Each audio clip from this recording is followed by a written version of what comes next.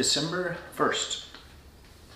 1 Chronicles 29, 2 Peter 3, Micah 6, Luke 15.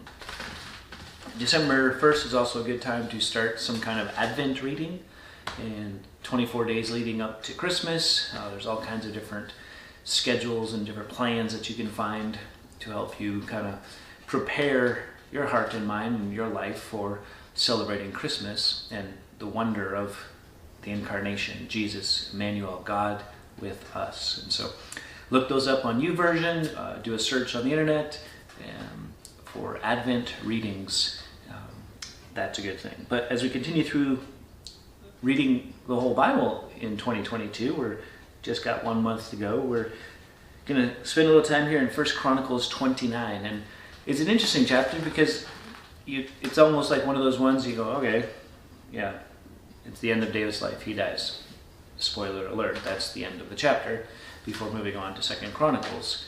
And so why did you stop here? Why?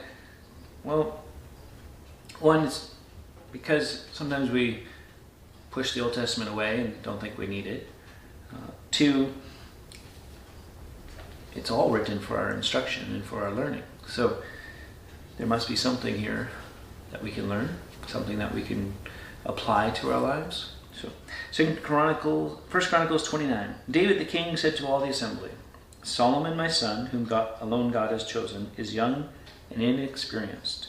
The work is great. The palace will not be for the man, but for the Lord God. So I have provided for the house of my God, so far as I was able. So what it is going to detail is that David gathered all that was needed for Solomon his son to build a house of God. He was not able to build, right? He had it in his heart, and first the prophet said, yeah, go for it, do what's in your heart. And then God came to the prophet and said, yeah, no. And so he had to go back to David and said, no, you can't, but your son may. And so David took it well, and instead of pouting and being upset with God or the prophet that he couldn't do it, he recognized that this was God's grace to him, allowing his son to do it. And the response of David is to gather all the supplies, all the materials, all the things necessary and needed to do and to build. Verse 9 says, the people rejoiced because they had given willingly, for with a whole heart they had offered freely to the Lord. David the king also rejoiced greatly. Not only did David give towards what was needed for the building of the temple, but the people followed suit. And in this time and season of giving, there was great joy because they're giving with their heart and there was no pressure and they offered freely and willingly. That's the kind of giving that God still is okay with, is still looking for. And we can read about that in 2 Corinthians when the Apostle Paul talks about giving, not under compulsion, but hilariously, right? And so the people gave willingly and freely, and there was great joy. And they maybe experienced what maybe you've experienced in just giving to the Lord and recognizing that, there's great joy in that. Getting to be a part of what God is doing in someone else's life and some ministry. So keep that up. He's going to then pray and just thank God for all that God has done. And who am I, compared to who God is? And they're going to sacrifice the Lord in great abundance. They're going to bless the Lord because He's blessing them. It's a great picture. Verse 17. Well, go back to verse 15.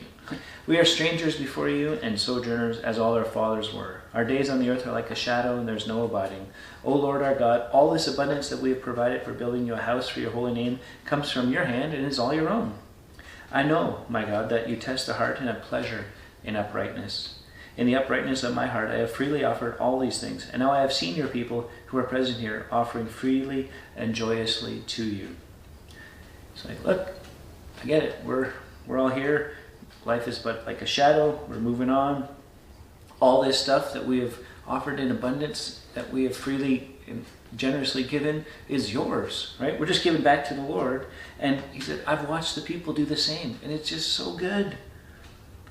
So, O Lord, the God of Abraham, Isaac, and Israel, our fathers, keep forever such purposes and thoughts in the hearts of your people, and direct their hearts toward you. Grant to Solomon, my son, a whole heart, that he may keep your commandments, your testimonies, and your statutes, performing all, that he may build the palace for which I have made provision. It's a great prayer. Lord, keep in our hearts generosity and desiring to bless you. And then let us move forward in those things. Not because we've got it figured out, but because you have given freely to us. We want to freely give back to you. Till next time, keep growing little by little.